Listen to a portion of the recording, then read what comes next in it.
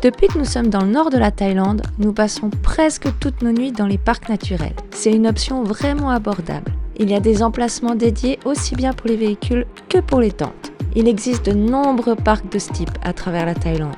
Le ticket d'entrée est valable 5 jours, ce qui permet de partir en journée pour explorer les environs, faire ses courses ou d'autres activités, puis de revenir sans avoir à payer de nouveau. Les prix sont variables. Le moins cher que nous avons payé était de 100 bahts et le plus cher de 300 bahts, ce qui vaut clairement la peine si tu décides de faire plusieurs jours dans une région.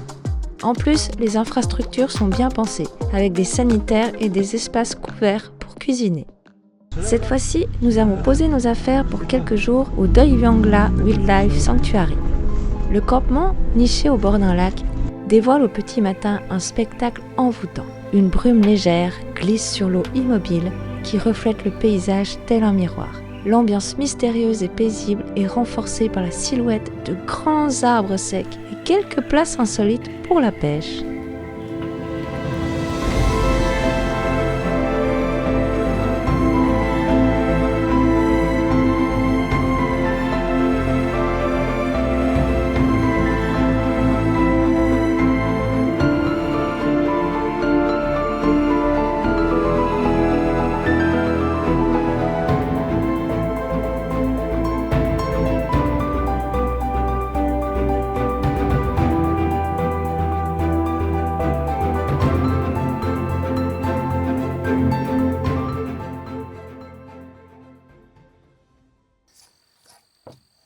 Qu'est-ce que tu nous prépares de bon pour ce soir, mon amour? Le spätzle. Spätzle? Le spätzle. Et avec quoi? On va faire une petite sauce avec le fromage, parce que dans le frigo là, il nous reste un fromage là en gros.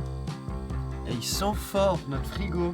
Oh là là. Ils sont pas bons. Ça sent fort dans toute le frigo et la voiture.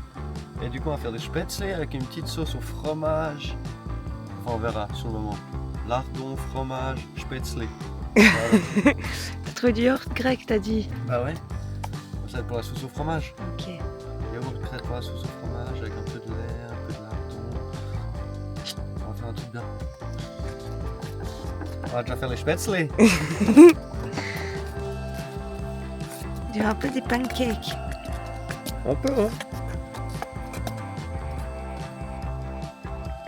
Ils seront pas très grands, mais je sais pas, un truc avec des plus gros trous. On verra. Ça fera des petits spätzle, des spätzline. Des spätzline. Les spätzlini. Des spätzlini. Moi, je vais faire bouillir de l'eau. Je vais mettre du sel dans l'eau. Puis je vais venir avec ça. Puis je vais faire tomber ça dans l'eau bouillante. Et pif, ça fait des spätzlino. Elle est où notre passoire? On n'a pas de passoire. C'est dingue. Elle est où notre passoire? On n'a pas de passoire. Bon, bah toi tu t'occupes de les pêcher, tu te démerdes. Ok? Pas de passoire.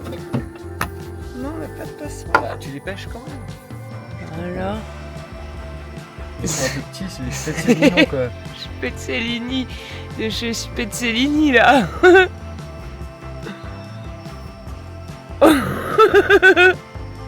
Bon, technique numéro 2. C'est un peu raté. Hein. Quoi? C'est pas raté, c'est des spätzlini. C'est pas des spätzli. On dirait des vermicelles. Non, arrête, tu vois ma gueule comme des spätzli là. Il faut qu'ils coulent. Faut qu'ils flottent quand ils sont cuits. Ah bah ils flottent tous, ils ont jamais coulé. C'est joli hein? Oui, c'est très joli, on dirait un peu des spermatozoïdes quand même.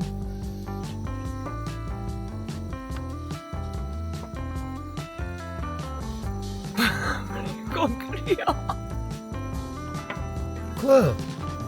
Tu vas me dire qu'il est pas beau mon spätzlino là? Ils sont trop beaux mes spätzlino. Je ce bigos là. Non, ils sont beaux, c'est vrai, ils sont beaux, mon amour. Ok, je les ferai un peu plus petits.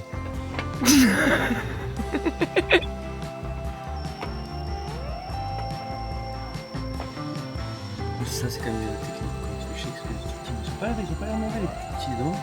C'est bien d'en faire un petit, on peut faire les deux techniques hein. Tu peux me passer la fourchette s'il te plaît? En bois. Après plusieurs essais, Tim arrive à en faire des magnifiques là. Et avec la petite passoire à thé, on arrive bien à les sortir. Ça sort bien, non? Là, à la fin, on arrive, doucement. Le deuxième bol.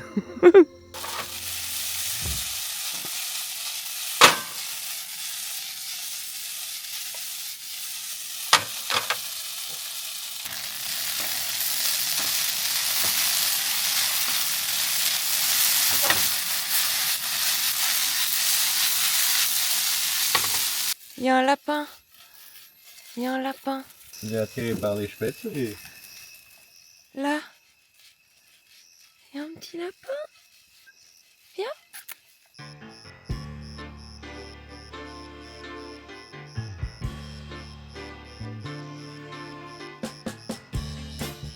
C'est un lapin sauvage. Je sais pas. Il a vraiment pas peur de moi en fait. Toi, là-bas, t'as vu des lapins sauvages comme ça? Il est juste là. C'est un peu domestique, hein.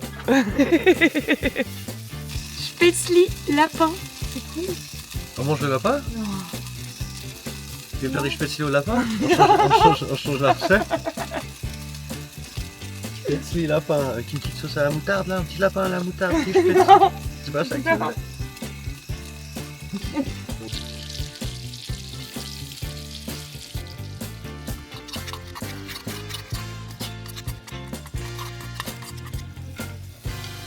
On fait écraser le pauvre. Il est pas fort. Non, il est léger. Je pensais qu'il était plus fort avec l'odeur qu'il a. Ça ressemble à quoi? Au camembert. Non. Ça ressemble à du camembert ça? Non, ça ressemble à la tome qu'on a chez nous là. Celle que t'achètes tout le temps chez Mingard. La tome vaudoise. C'est pas. C'est la tome vaudoise qui coule comme ça? Ouais. Bah voilà, ça ressemble à la tome vaudoise dans ma bouche.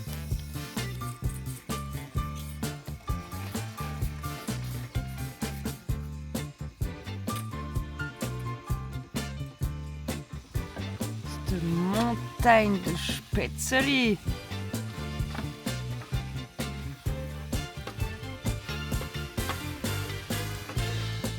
Oh là là. Alors le cuistot, t'es content de ce que t'as fait? Si on n'est pas malade avec ça là, hein. Ouais, si on a pas mal au ventre cette nuit, c'est Noël. Hein. Bref, ça nous a pris plus de 2 heures à préparer. Donc si vous avez quelque chose de plus simple à cuisiner, n'hésitez surtout pas. Bon, on n'avait pas les outils faits pour non plus.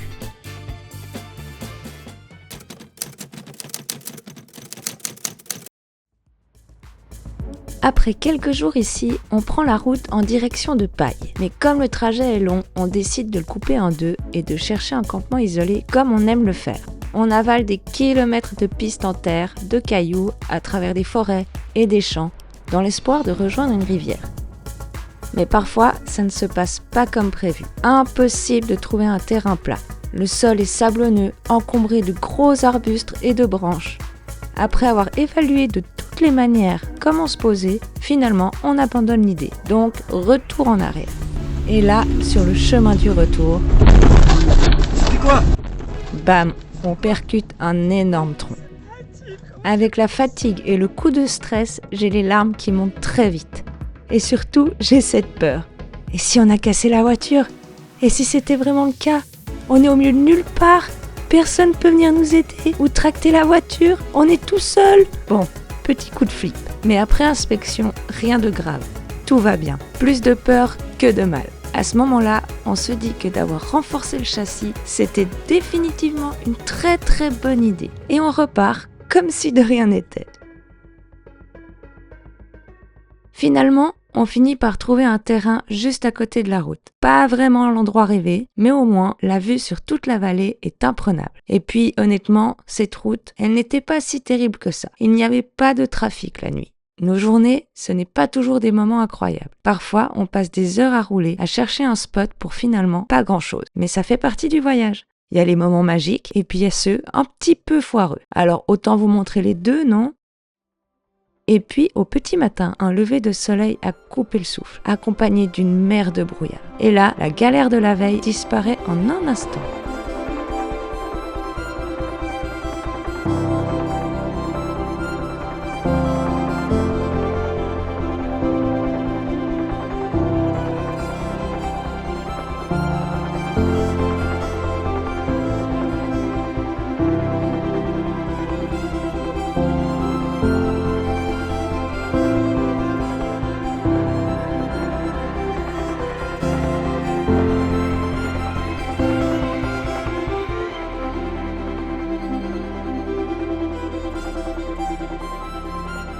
Le petit déjeuner terminé face à cette belle vue, direction la grotte de Tam Lod. Tam Nam Lod, que l'on peut traduire par la grotte où l'eau ressort, est située dans la province de Mae Hong Son, au nord de la Thaïlande, à environ 50 km de Pai. C'est la copinette Tim, on va beaucoup trop vite. Même pas le temps de profiter. Ça rigole pas. Pas le temps, pas le time. Pas le time.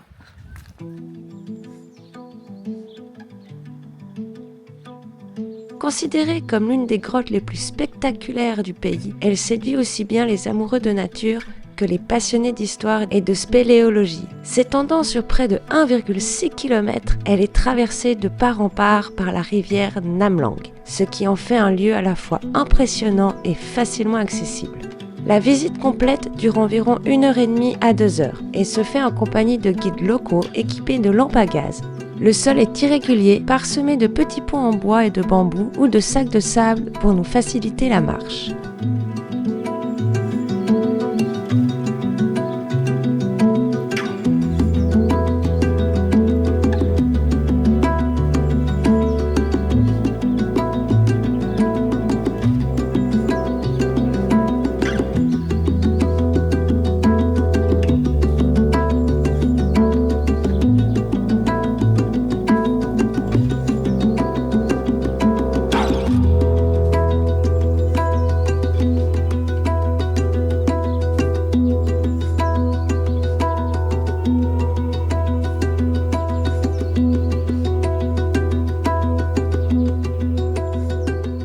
La grotte est composée de 3 vastes cavernes ornées de formations calcaires spectaculaires, notamment des stalactites et des stalagmites atteignant jusqu'à 20 mètres de haut. Parmi les merveilles naturelles, certaines stalagmites ont pris des formes étranges, presque vivantes. On distingue facilement une cascade pétrifiée où l'eau semble encore couler, un crocodile et un anaconda figés dans la roche. Et même dans l'obscurité, certains voient apparaître des visages ou des créatures dans les ombres projetées par la lampe.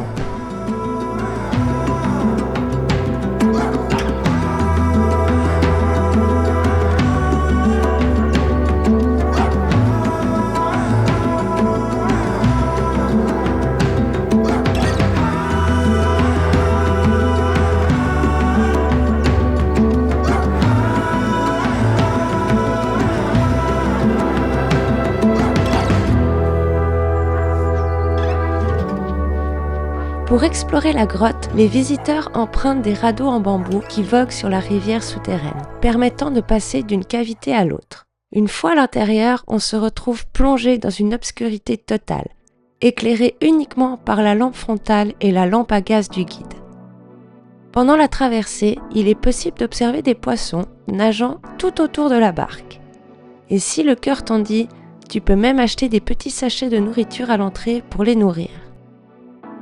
Mais Tam Nam Lod, ce n'est pas seulement un site archéologique ou géologique, c'est aussi un véritable écosystème vivant. Chaque soir, au crépuscule, près de 300 000 oiseaux, principalement des martinets, pénètrent dans la grotte pour y passer la nuit. Peu après, c'est au tour des chauves-souris de sortir, partant chasser dans la nuit. On peut entendre leurs petits cris aigus et des gazouillements des martinets.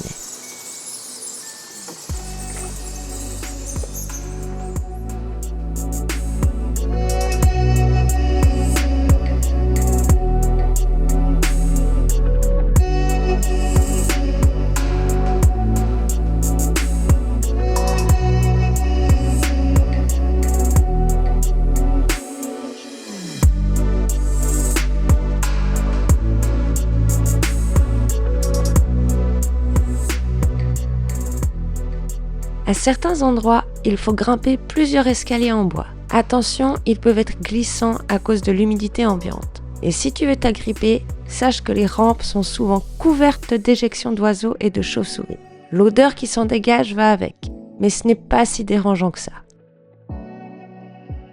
La 3e caverne de Tam Nam Lod abrite des cercueils préhistoriques en teck, témoins émouvants d'une ancienne occupation humaine. Non loin du centre des visiteurs, un abri sous roche récemment fouillé a même révélé un squelette humain vieux de 20 000 ans. le plus ancien jamais découvert dans le nord de la Thaïlande.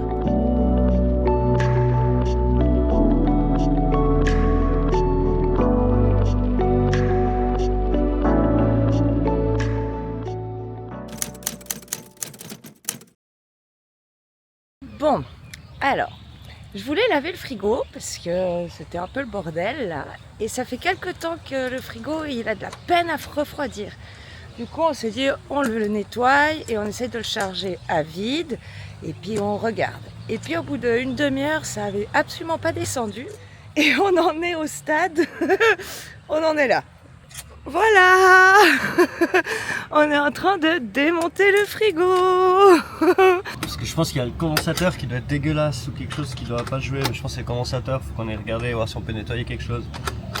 Parce qu'il pompe l'électricité, il tourne à fond, mais il refroidit trop pas. On a réussi à le faire descendre à 15 les derniers jours, mais c'est tout. Et du coup, le condensateur il doit tourner un peu dans le vide, donc on va voir ça. Non, tu vois, il y a la prise avec ça. Faut qu'on essaie de l'ouvrir pour voir si le compresseur est sale ou s'il y a quelque chose qui est sale, parce qu'en fait il tourne. C'est pas les sondes, parce qu'il est vraiment mi-tiède. Et du coup il y a un truc qui joue pas. Du coup on va aller ouvrir tout ça, nettoyer, et puis regarder qu'est-ce qui joue pas, s'il est dégueulasse, s'il y a des trucs qui sont bouchés. Et puis il faut déjà qu'on arrive à l'ouvrir.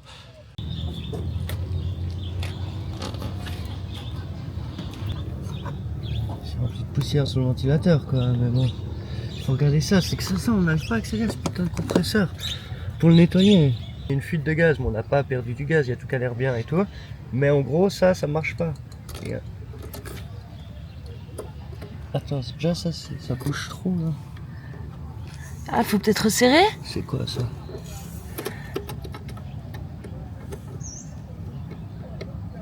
Ça je peux pas resserrer cette vis qui est là derrière. Trop poussière. Faut qu'on souffle. On peut souffler un petit peu déjà avec notre truc, on essaye. Ouais.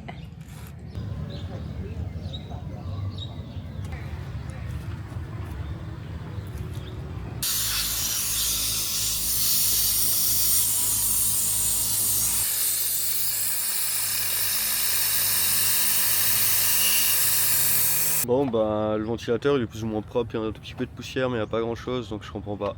On va encore faire... on va encore le brancher, on va regarder si ça fait quelque chose. Puis je vais essayer de chercher parce qu'on n'a pas le manuel, on a les manuels de tout mais j'ai pas le manuel de mon petit frigo. Du coup faut que je cherche en ligne là et puis je vais regarder si je peux trouver une solution. Ça tourne. On n'entend pas de bruit bizarre, hein?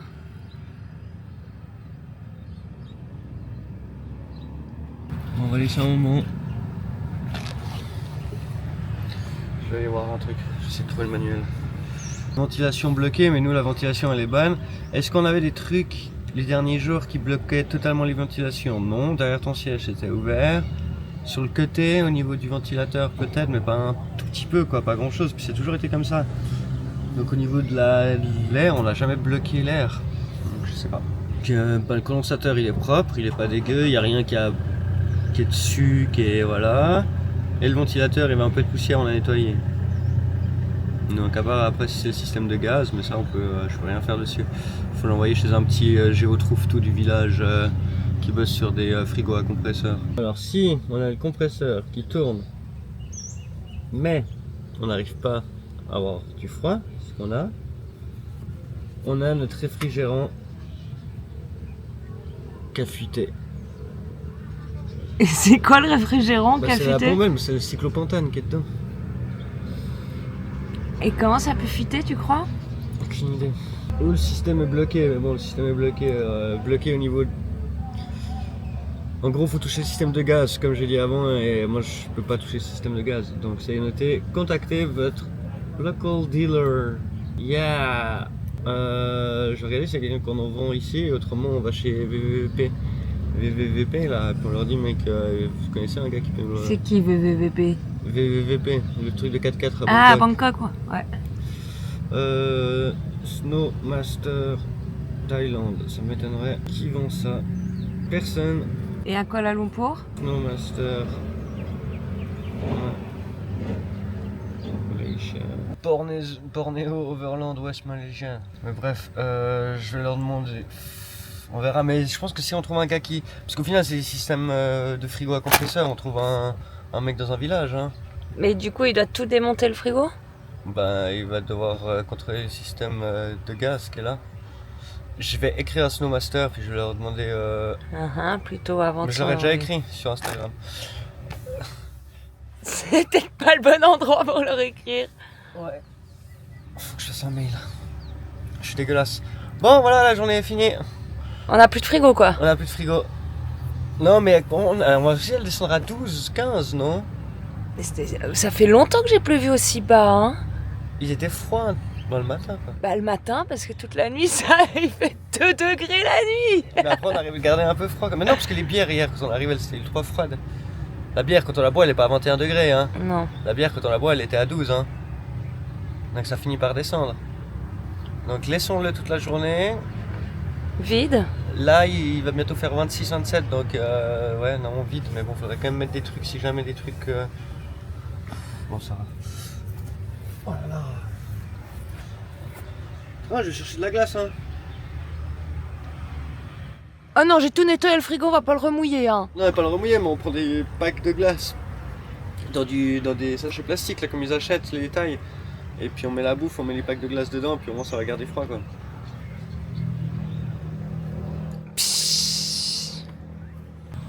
Ça fait des bras, ça, 29,7 kilos.